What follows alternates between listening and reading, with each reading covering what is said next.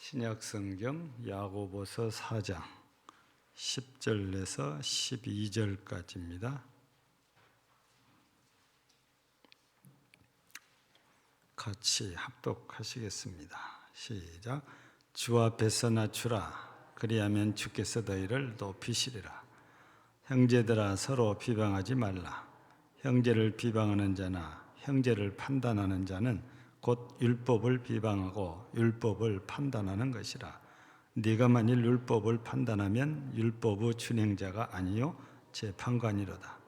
입법자와 재판관은 오직 한 분이시니 능히 구원하기도 하시며 멸하기도 하시느니라. 너는 누구이기에 이웃을 판단하느냐. 아멘.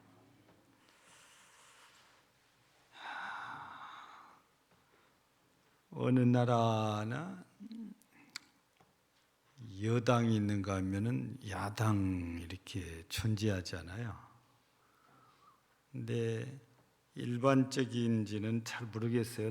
이 말은 다른 나라는 잘 모르겠다고 말입니다. 우리나라를 경우 보면 야당은 누가 야당이 되든지 여당이 하는 일을 아주 못마땅하게 여기는 것 같아요. 거의 잘했다고 협력하는 일들 보기가 참 어렵거든요. 이게 누가 야당이 돼도 그거는 뭐 이상하게 똑같은 것 같아요. 예.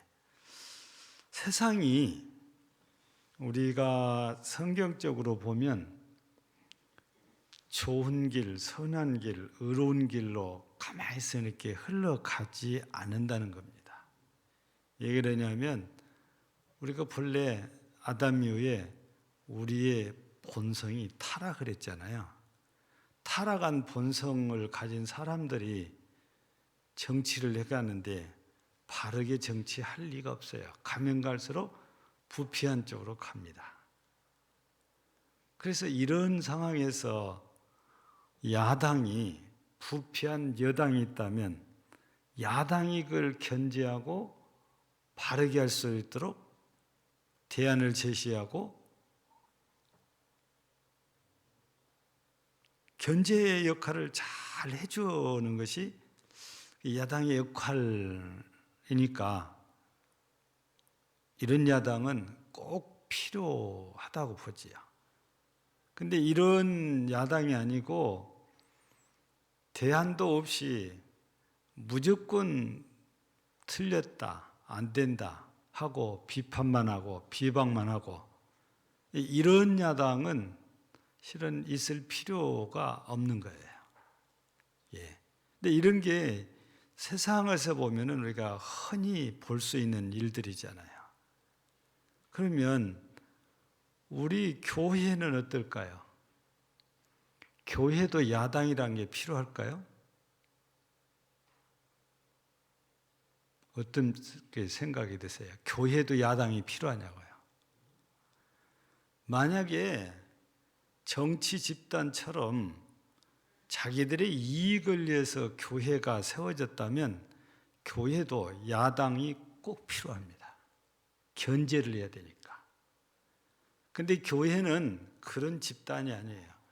그리스도의 몸을 세워가는 집단이기 때문에 야당이라고 해서 하는 일들을 사사건건 트집 잡고 지적하고 비판하고 비방하고 이러면 그 교회는 모두 다 부흥은 저 멀리 물 건너갑니다.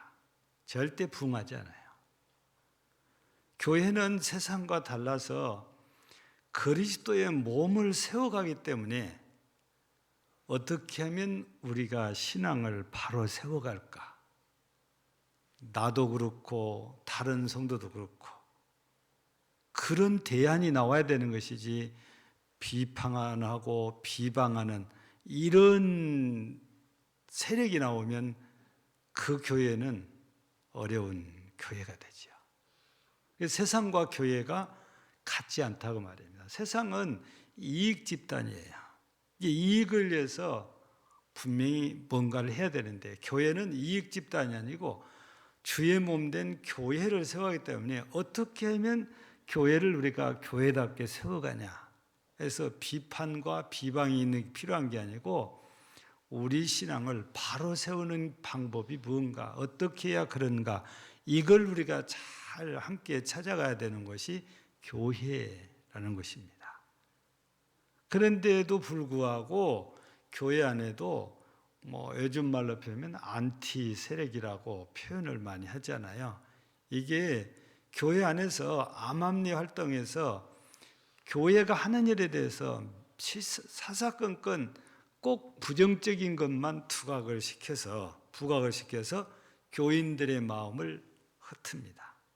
그래서 교회가 일을 못하게 방해꾼 놀이를 한단 말이에요. 근데 처음에는 아닌 것 같은데 세월이 가면 갈수록 뭐가 들었냐면 자기들의 이익을 창출하려고 그래요. 그 이익이 뭐냐? 세상과 똑같이 교회 안에서 자기들이 주도권을 잡고 자기들이 하고 싶은 대로 일을 하려고. 그런데 교회가 규모가 커지면 예산이 많기 때문에 그 예산을 자기들 쓰고 싶은 대로 쓰고 싶어서 그렇게 하는 거죠. 예전에도 한번 말씀을 드렸지만 서울 쪽에 모 교인이 한 5,000명에서 6,000명 정도 모이는 교회니까 상당히 큰 교회 있잖아요. 예. 이런 교회는 연 예산이 약 600억에서 한 800억 사이 정도 돼요. 그리고 자산이 이거는 이제 몇백억으로 따지지 않고 몇천억으로 따지거든요. 근데 그 교회가 새로운 그런 비전을 안고 땅을 엄청 사놨는데 그 땅 사놓은 뒤에부터 안티 세력이 활동을 하기 시작해서 매사에 목사님을 걸고 넘어졌거든요. 그래서 목사님을 그분들이 고발한 게 약 4,000가지예요.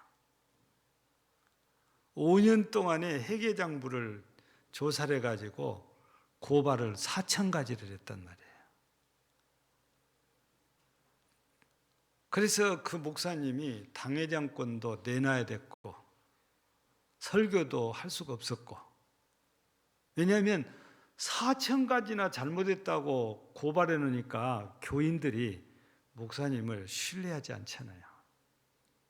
그리고 이걸 노예에다가 얘기해가지고 이런 분은 우리는 설교 들을 수 없다 해가지고 당회장권까지 박탈하고 설교권까지 박탈을 다 했어요. 그래놓고 재판을 했는데 그 재판이 1, 2년이 안 끝나잖아요. 결론은 그렇습니다. 혐의 없음. 이걸로 전부 다 끝난 거예요. 그러니까 그 안티 세력이 교회를 그리스도의 교회로 세워가기 위한 것이 아니고 다른 목적을 갖고 목사님을 걸고 넘어지니까 목사님 측근에서 일했던 사람들까지 전부 다 걸어요. 그래서 그때 진짜 고생했던 분이 회계와 재정부장과 사무장을 지낸 장로님, 요 세 분이 정말 고생을 많이 했다 그래요. 그분들이 일을 주로 했으니까, 예, 목사님이 지시를 내리면 그분들이 일을 거의 다 하잖아요. 그러니까 이분들을 전부 다 고발해가지고 걸고 넘어지니까 교회가 마비가 됐어요. 이게 재판이 6년 정도 걸렸는데 그동안에 교회는 반토막이 났습니다. 예. 재판에 지니까 요구한 게 뭐냐? 그 땅만 주면 우리 물러나겠습니다. 그거예요. 결국 결과하고 보니까 자기 욕심이 따로 있는 사람들이 이런 역할을 하는 거죠. 교회는 그래서 이 세상과 분명히 다르다는 것을 우리가 기억해야 되죠. 우리 이익 집단이 아니에요. 그래서 교회를 비영리 단체라고 부르는 거잖아요. 영리 단체는 이익 집단을 말하는 거예요. 근데 교회는 비영리 단체예요. 그래서 우리 교회도 순천시 세무서에 등록을 했잖아요. 그래서 고유번호를 받았는데 그게 납세 번호입니다. 가운데가 우리가 82번이에요. 그거는 비영리 법인에 준하는 단체다, 이런 뜻입니다. 82번이. 그래서 교회 이름으로 물건을 이렇게 사면 세금이라는 걸 원래 안 내게 돼 있어요. 그래서 우리가 이 땅을 사도 세금이 취득세라는 것 안 냅니다. 등록세만 내요. 예. 왜냐면 이익 집단이 아니잖아요. 예. 그래서 교회는 교회만이 아니고 비영리 단체는 국가로부터서 이렇게 보호도 받고 보장도 받는 것입니다. 그런데 세상과 똑같이 생각을 해서 뭔가 좀 이상한 게 보이면 그걸 물고 넘어져서 비판하고 비방해가지고 목사님을 밀어내거나 교회 행정을 마비시키거나, 이거는 성도다운 모습은 아니다, 이런 말씀인 거거든요. 그래서 오늘은 우리가 이 11절에 비방이란 말이 나오고 판단이란 이런 단어가 이렇게 등장을 했잖아요. 그래서 우리가 비방과 판단을 하지 말자, 이런 말씀을 제목으로 이렇게 들었는데, 교회는 그런 말보다도 무슨 말이 어울리냐면 격려와 권면이란 말이 훨씬 어울립니다. 뭔가 잘못한 거 있으면 잘할 수 있도록 격려를 해주는 게 필요하고 권면을 해주는 게 필요하지, 비방과 판단이 교회가 교회되게 하는 것은 아니다, 그 말이지요.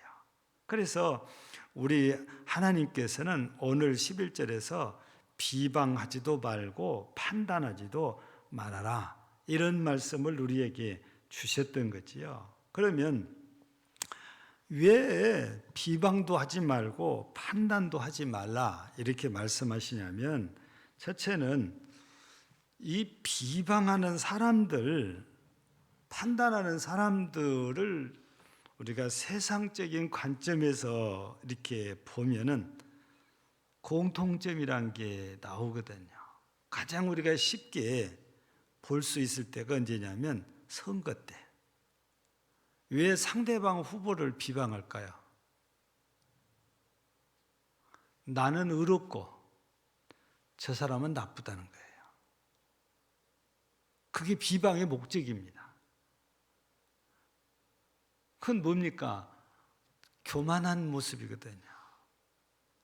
근데 사람이, 우리가 흔히 하는 말이 털어서 먼지 안 나는 사람 없다고, 상대방 후보만 문제가 있고 잘못 있는 게 아니고 그분도 털어보면 다 나오잖아요.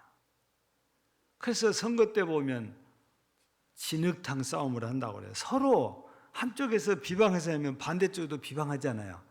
한쪽에서 문제 잘못을 지적하면 또 반대 또 그러잖아요. 그래서 진흙탕 싸움을 한다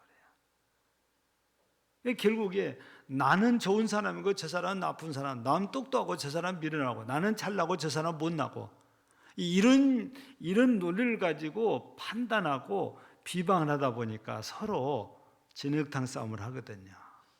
예.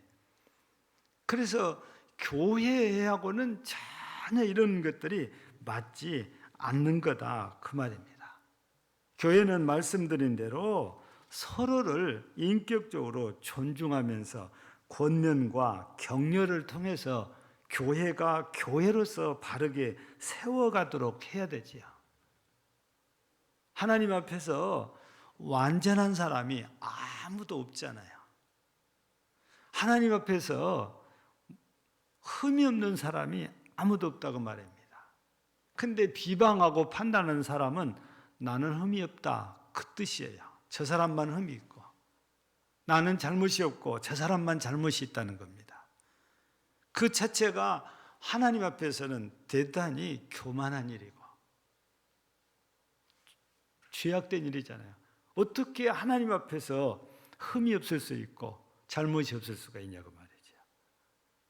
세상에서는 사람들끼리는 좀 나은 사람이 있으니까 그렇다 할지라도 교회 안에서는 아니다 그 말이에요. 하나님 앞에서 우리가 항상 자신을 돌아보는 게 필요하거든요. 남이 잘못하면 그 사람의 잘못을 지적하기보다 나를 돌아봐요. 저 사람 저렇게 나는 이런 게 없는지 돌아보고 내 신앙을 바로 세워가야 겸손해진 거지, 봤다고 해서 나는 안 돌아보고 바로 저 사람의 잘못을 지적하고 비방하고 판단하면 내가 교만해지고 있다는 것을 우리는 알아야 돼요. 근데 말하는 사람들은 자신이 교만한다고 생각 않고 저 사람 잘못만 계속 지적한단 말이에요.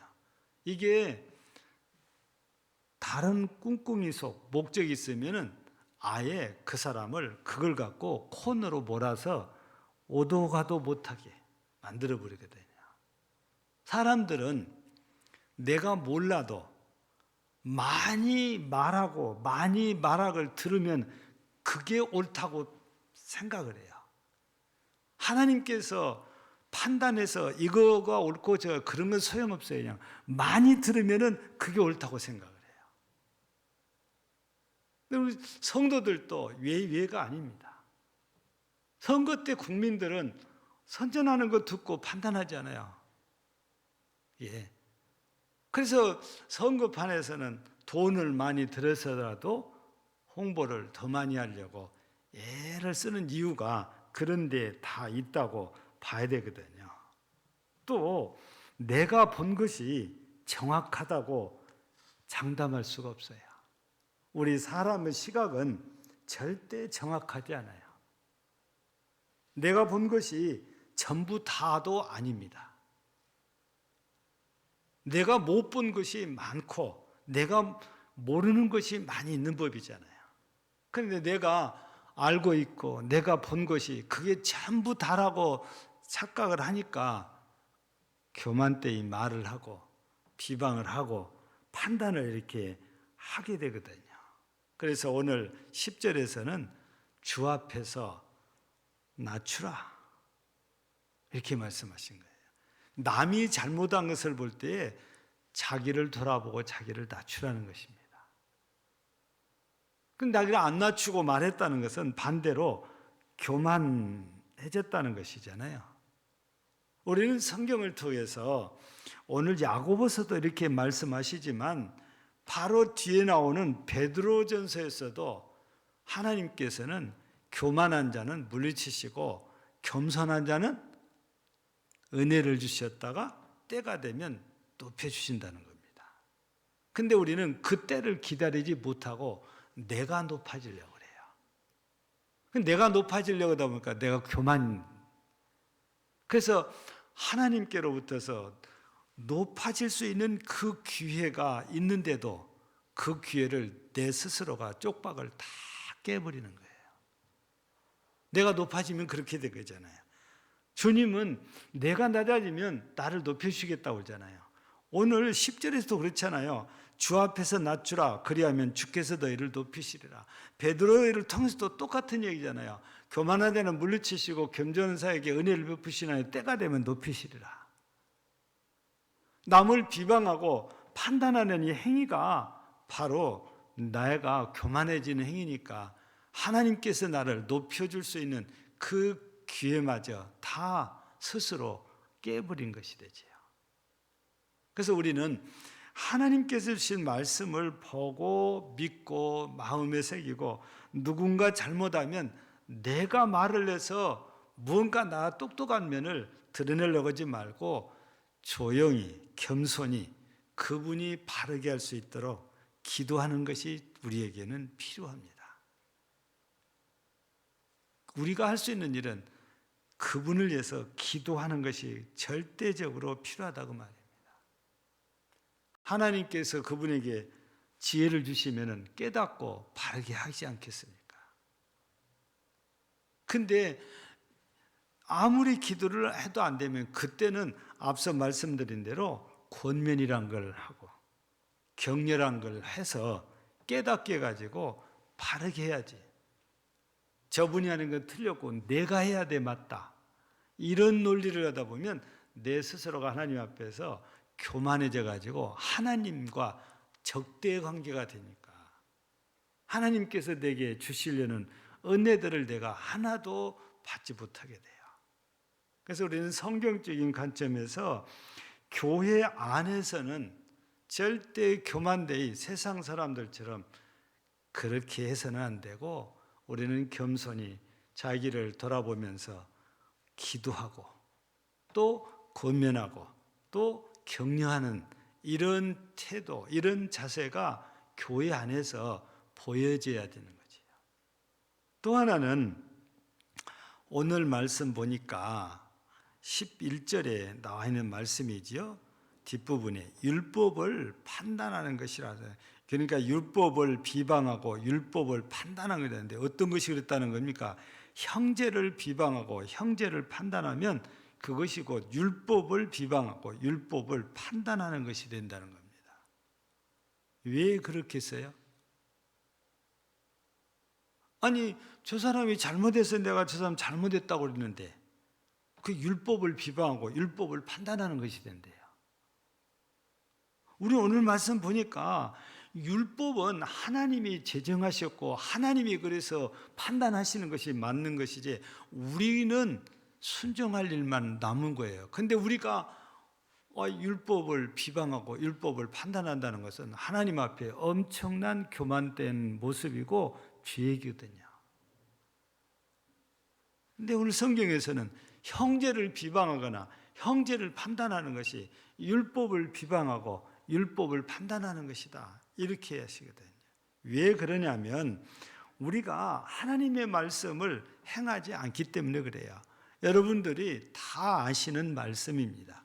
이 말씀은 레위기서에 나와 있는 말씀인데 레위기서 19장 18절에 보면 동포를 원망하지 말며 네 이웃 사랑하기를 네 자신같이 사랑하라. 그런데 이 말씀이 여기만 있는 거 아니잖아요. 우리 신약 성경에도 마태복음 22장에 보면은 비슷한 말씀이 나왔죠. 39절에 보면은 둘째도 그와 같으니 네 이웃을 네 자신같이 사랑하라 하셨으니 이는 온 율법과 선지자의 강령이니라. 여러분, 이웃을 자신같이 사랑하라고 그랬는데 이게 율법입니다. 근데 우리가 그 형제를, 그 이웃을 비방하고 판단했다면 곧 율법을 비방하고 판단하는 것이 된다, 그 말씀이거든요. 그래서 우리가 누군가 잘못했을 때 그를 비방하고 그를 판단하는 것이 하나님의 말씀을 비방하고 하나님의 말씀을 판단하는 엄청난 죄를 지키게 되는 거죠. 그래서 세상에서는 하나님의 말씀은 온데간데없고 그냥 사람들의 말만 있기 때문에 그러려니 할지라도 교회 안에서는 그러면 큰 죄를 지잖아요. 그래서 교회 안에서는 누가 잘못다 해서 그 사람을 비방하고 그 사람을 판단해서 교회에서 얼굴도 못 들게 해버리는 이런 것이 아니다, 그 말입니다. 어떻게든 격려를 하고 권면을 해서 바르게 서가게 하고 바르게 행할 수 있게 하고 바른 신앙을 갖고 살아가게 돼요. 그 교회가 성도들이 바른 신앙을 갖게 되면 교회는 은혜로우니까 부흥이 될 수밖에 없지만 반대로 신앙들이 제대로 세워지지 않으면 항상 문제투성이고 그러다 보니까 서로 비방하고 판단하다 보니까 은혜가 하나도 안 돼서 다니던 분들도 은혜가 안 되니까 떠나는 거예요. 그래서 오늘 말씀 가운데 형제를 비방하고 판단하는 것은 하나님의 율법을 비방하고 판단하는 것이라 했으니 우리는 이런 잘못 절대로 저지르면 안 돼요.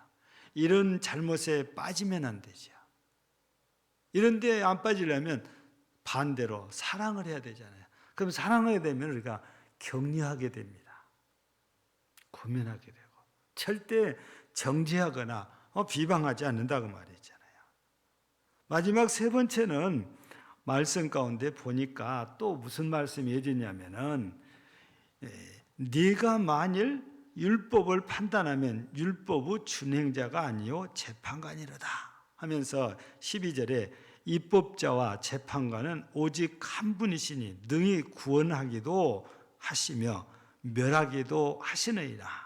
누굽니까 그분이? 여호와 하나님이시잖아요. 그러면서 너는 누구이기에 이웃을 판단하느냐? 곧 하나님께서 우리에게 주신 율법은 내 이웃을 내 자신같이 사랑하는 것이니까 사랑하는 것이 우리가 해야 될 일이에요. 우리는 준행자다 그 말입니다. 그런데 판단을 하고 비방을 하고 재판관이 이렇게 돼버린다면 내가 교만 때에 하나님의 자리에 있게 됩니다. 하나님과 적대관계가 되지 않겠어요. 우리는 율법의 준행자이지 절대 율법을 만들거나 아니면 재판하는 재판관이 아니라는 걸 말씀이에요. 우리는 그래서 이 말씀을 따라서 보면 교회 안에서 누군가 즉 앞에서 일하는 분들이 잘못했을 때에 그분을 비판하고 비방해야 되는 것이 아니고 위로하고 격려하고 권면해야 되는 거다. 그리고 뒤에서 사랑으로 기도해야 되지요. 교회는 사랑으로 모든 것들을 해야 되잖아요. 그러나 부득불한 경우가 있어요. 그 경우가 어떤 때냐? 지도자가 말씀을 무시하고 세상 것을 갖고 와서 사리사욕을 취하거나 악을 행한다면 그분은 교인들이 힘을 모아서 징계를 해야 됩니다. 그런 경우는. 근데 얼마든지 권면해서 고칠 수 있는 일들을 그렇게 하지 않냐고 그냥 여론몰이로 해서 여론재판을 하고 그래서 몹쓸 사람으로 만들어버리는 이런 일들은 하나님 앞에서 엄청난 죄를 저지른 거다 그 말이죠. 잘 될 것 같은데 그런 일이 생기면 교회가 은혜가 다 떨어져서 교회가 부흥이도 안 된단 말이에요. 그래서 교회는 실수 이런 것도 우리가 덮어가야 됩니다. 잘못 이런 것도 우리가 권면하고 덮어야 됩니다. 그러나 하나님의 말씀을 정면으로 위배하는 죄를 지었다. 그거는 우리가 바르게 세워야 되는 거죠. 그래서 교회가 바르게 세워가면서 사랑으로 잘 세워져 간다면 그 교회는 지극히 정상적이라고 할 수가 있지요. 그런데 바로 세워야 될 것을 바로 세우지 않고 그냥 덮어야 될 것을 그냥 여기저기 다 퍼날려서 소문을 내면 교회는 좋은 교회가 못 되잖아요. 그래서 우리가 하는 말이 누워서 침 뱉게요. 내가 다니는 교회에 나쁜 소문 내면 나도 나쁜 사람이거든요. 나도 똑같은 사람이 돼요. 그래서 우리는 교회 안에서 덮어야 될 것들을 잘 덮어야 돼요. 그래서 은혜롭게 만들어가고 그분이 잘못 쓰고 그분이 실수했으면은 우리가 겨우 권면하고 격려해서 바르게 할 수 있도록 해야 되는 것이 우리 교회여야 되죠. 이게 사랑입니다. 우리가 징계를 해도요, 사랑을 기본으로 해서 징계를 해야지 벌을 줘서 그 사람을 망가뜨릴 목적으로 징계를 하는 건 성경적이지가 않아요.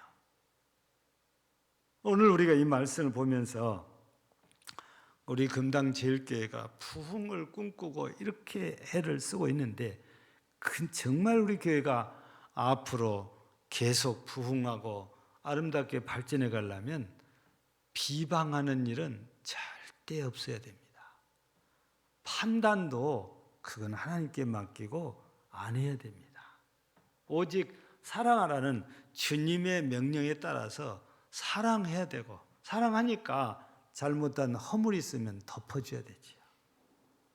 잘못했으면 바르게 하도록 해야 되고 그런 걸 볼 때마다 내 자신을 바로 세우려고 내 자신을 또 돌아봐야 돼요. 늘 우리가 교만이 아닌 겸손함으로 이렇게 한다면 하나님께서 우리 금당제일교회를 은혜가 더 넘치게 하사 부흥하게 합니다. 틀림없이 발전해 가게 합니다. 예. 종종 우리 교회도 그랬으면 좋겠다 하는 마음이 드는 얘기를 들어요. 그 얘기가 뭐냐면은 3년 동안의 그 코로나 때문에 거의 대부분의 교회가 교인들이 줄었잖아요. 근데 부산에 있는 모 교회는 한 명도 줄지가 않았다는 거예요. 그 교회는 관에서 아무리 예배를 못 드리게 해도 우리는 우리 때문에 문제 생겨 우리가 돈 벌금 내겠다. 그리고 정상적인 코로나 이전처럼 다 모여서 예배를 다 드렸대요. 그런 교회를 보면은 부러운 생각이 들긴 해요. 또 이해가 또 안 되는 교회는 다 교인이 줄었다고 그러는데 서울의 어떤 교회는 더 부흥이 됐다는 거예요. 예. 여러분, 교회가 코로나 때문에 어렵고 힘들다고 해서 이럴 때는 나도 피해야 되고 그래서 교회를 안 나와버린 것이 아니고 이럴 때 우리가 더 열심히 해야 돼. 그리고 모여서 예배를 드리니까 교회가 세상에서 보는 눈이 달라지고 교회가 마귀가 원하는 대로 되질 않아요. 하나님이 원하는 대로 되죠. 예. 그래서 우리 금당제일 교회도 오늘 말씀을 이렇게 나누면서 앞으로 정말 큰 꿈을 우리가 꾸고 가려면 교회 안에서는 절대 이런 비방, 비판, 판단보다 위로와 격려와 권면으로 사랑으로 우리가 덮고 하나님께 기도하면서 이런 일들을 정말 잘 우리가 해결해 나간다면 우리 교회는 소망이 있는 교회 그리고 비전이 있는 교회 된단 말이에요. 그래서 우리 모든 장로님들을 비롯해서 모든 성도들이 이런 마음으로 우리 교회를 잘 섬기고 지켜서 여러분이 다니는 교회가 이왕이면 부흥했다고 발전했다고 그래서 지역사회에 선한 영향을 끼친다면 얼마나 좋겠어요. 감사한 일이죠. 앞으로 교회가 꼭 이렇게 되어져서 여러분들에게는 은혜와 복이요 하나님께는 영광을 돌리는 우리 금당제일교회가 되어지기를 주의 이름으로 축복합니다. 하나님 아버지, 세상을 따라가지 않고 하나님의 말씀을 따라가는 교회, 우리 금당제일교회가 되기를 소원합니다. 사람인지라 실수도 하고 잘못을 할 수도 있지만 그때마다 우리는 사랑으로 잘 허물들을 덮어가게 하시고 격려를 통해서 권면을 통해서 하나님의 말씀에 바로 서도록 우리의 신앙들을 돌아보고 겸손히 기도하게 하셔서 교회가 좋은 것들은 크게 드러나고 안 좋은 것들은 수면 아래로 감추어져서 좋은 교회로 세워지고 보여지고 소문나고 그래서 교회가 오고 싶은 교회, 머물고 싶은 교회 되게 하시고 은혜가 더욱 넘쳐나는 교회가 되어서 하나님께 큰 영광이요 우리에게는 은혜와 복이 넘치는 교회 되게 하시고 성도 되게 하옵소서. 예수님 이름으로 기도하옵나이다. 아멘. 220